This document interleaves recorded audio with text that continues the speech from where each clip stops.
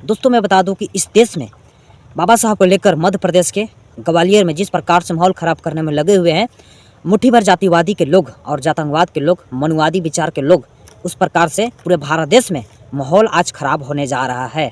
और इसका जिम्मेवार कौन होंगे?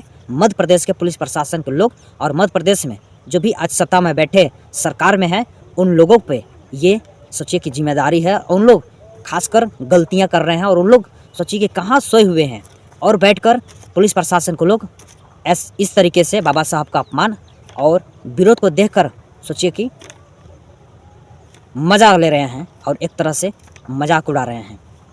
सोचिए कि मध्य प्रदेश के ग्वालियर में पिछले कई महीनों से बाबा साहब के खिलाफ माहौल ख़राब करने की कोशिश की जा रही है। अनिल मिश्रा नामक व्यक्ति एक अपने आप से एडवोकेट कहता है हाईकोर्ट का।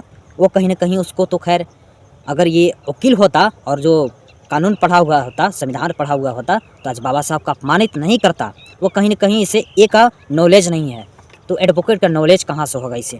मैं बता दूं कि इस पर चंद्रशेखर बहुत ही बड़ा एक्शन लिए हैं। उन्होंने कहा कि सरकार को चेतावनी भी दिया है कि अगर 72 घंटे में इन जैसे मनुवादी विचार के लोग जो अनिल मिश्रा के टीम से आशुतोष दुबे नामक व्यक्ति एक है जो कि सड़क पर उतरकर मध्य प्रदेश में और उस दिन पूरे भारत देश में सोचिए कि मनुस्मृति दहन दिवस मनाते हैं और सभी जगहों पे मनुस्मृति दहन दिवस मनाया जाता है और उसी के दिन बाबा साहब का पुतला लेकर और सड़क पर कूद पड़ता है और जलाने का प्रयास करता है। लेकिन दोस्तों उस जगहों पे पुलिस प्रशासन के लोग तैनात रहते हैं और उसे गिरफ्तार कर अपने हाथ में ले लेते हैं और जिस प्रकार से हमला होने लायक रहता है उस तरीके से हमला नहीं होती है। मैं बता दूं कि चंद्रशेखर आज़ाद बिल्कुल आर पार की लड़ाई के मूड में है। जिस प्रकार से मनुस्मृति दिवस के शुभ अवसर पर बाबा साहब का पुतला दहन करने का प्रयास किया गया, वो सोचिए कि प्रयास नहीं, बिल्कुल सभी लोग सोचेंगे कि ये प्रयास कर रहा है। अगर उन्हें छूट दे दिया जाता तो कहीं ना कहीं पुतला दहन कर दिया जाता और कर देता तो ये तो बिल्कुल सभी लोग मानेंगे कि पुतला दहन हो ही गया है। तो इस पर कड़ी से कड़ी कार्रवाई होनी चाहिए। ये चंद्रशेखर आज़ाद रावण जी कह रहे हैं, जो भीम आर्मी के चीफ एडवोकेट और आज़ाद समाज पार्टी के प्रमुख चंद्रशेखर आज़ाद रावण जी हैं, वह बिल्कुल कह रहे हैं, सरकार को चेतावनी दे रहे हैं। और चंद्रशेखर आज़ाद रावण को कहना है कि अगर 72 घंटे में इन जैसे मनुवादी और इन जैसे गिरी हुई विचार के व्यक्तियों को अगर सज़ा नहीं मिली और इन जैसे व्यक्तियों पर FIR नहीं हुआ तो कहीं ना कहीं मैं 1 जनवरी को ग्वालियर पहुंचूंगा और काहे नहीं शांतिपूर्वक से उस जगह पे आंदोलन होगा। लेकिन आंदोलन तो मैं करके रहूँगा और आंदोलन के तहत इन जैसे मनुवादी और इन जैसे पाखंडवादी को जवाब देने का प्रयास करूँगा और ऐसे लोगों पे कड़ी से कड़ी कार्रवाई करने का प्रयास करूँगा। मैं बता दूं दोस्तों कि चंद्रशेखर आज़ाद रावण ने मध्य प्रदेश के सरकार को दिया 72 घंटे के टाइम। सोचिए कि 72 घंटा का टाइम दे दिया है और बाबा साहब का तस्वीर जलाने वालों को अगर उन्होंने बोला कि NSA नहीं लगाया गया और कोई भी FIR नहीं होगा तो सरकार जवाबदेही होगी और सरकार मध्य प्रदेश की जिम्मेवार होगी। भीम आर्मी जिस प्रकार से लगी इस पर बड़ी एक्शन लेने लगी है, उस प्रकार से मध्य प्रदेश के जो भी पदाधिकारी और पुलिस प्रशासन को लोग जो भी लोग हैं सभी हैरान हैं। और मैं बता दूं कि 1 जनवरी को मध्य प्रदेश में चंद्रशेखर आज़ाद रावण बिल्कुल पहुंचने वाले हैं और बिल्कुल जाएंगे ही जाएंगे, क्योंकि ये बाबा साहब का अपमान है दोस्तों।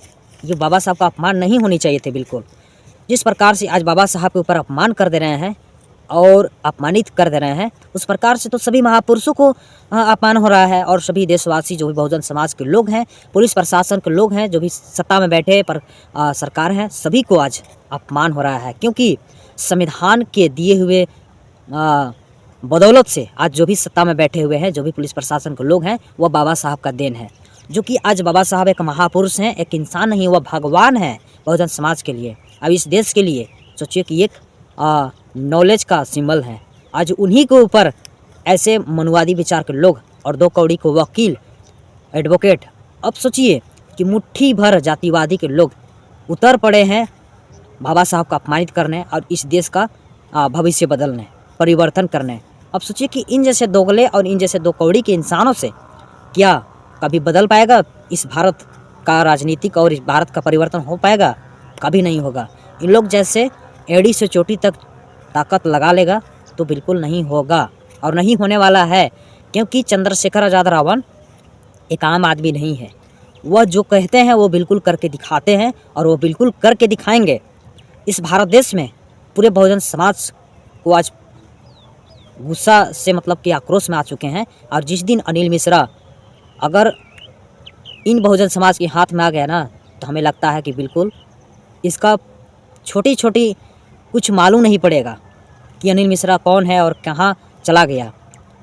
बहुजन समाज के लोग बर्दाश्त किए हुए हैं किनके वजह से, पुलिस प्रशासन और इस सत्ता में बैठे सरकार की वजह से। और जिस दिन आर पार की लड़ाई होगी ना, तो सोचना अम्बेडकरवादी और बहुजन समाज के लोग कमज़ोर नहीं हैं। और इन जैसे अनिल मिश्रा मनुवादी और दूसरे के तलवे चाटने वाले अनिल मिश्रा को बहुत ही ज़बरदस्त सबक सिखाने वाला है बहुजन समाज के लोग। और मध्य प्रदेश में 1 जनवरी को पूरे आर पार की लड़ाई होगी। और इस आर पार की लड़ाई बिल्कुल हमें लगता है कि जिस प्रकार से मध्य प्रदेश के ग्वालियर में माहौल ख़राब करने के प्रयास की जा रही है, वो कहीं न कहीं सरकार और वहाँ का पुलिस प्रशासन के लोग जिम्मेवार हैं। अगर जिम्मेदारी नहीं उठाते हैं और जिम्मेदारी के हिसाब से कार्य नहीं करती है, तो पूरे भारत देश में माहौल ख़राब होने जा रहा है। और याद रखना कि इस भारत देश में ज़बरदस्त तरीके से आर पार की लड़ाई होगी। ये बाबा साहब का वंशज है मेरे दोस्त, कभी कमज़ोर नहीं हुआ और न कहीं झुकने का प्रयास किया है। ये कोई भीख में नहीं दिया गया है आरक्षण और संविधान। ये इस देश का एक समझिए कि लोकतंत्र है और इस देश का सोचकर बनाया हुआ संविधान है। जय भीम, जोहार, नमस्कार।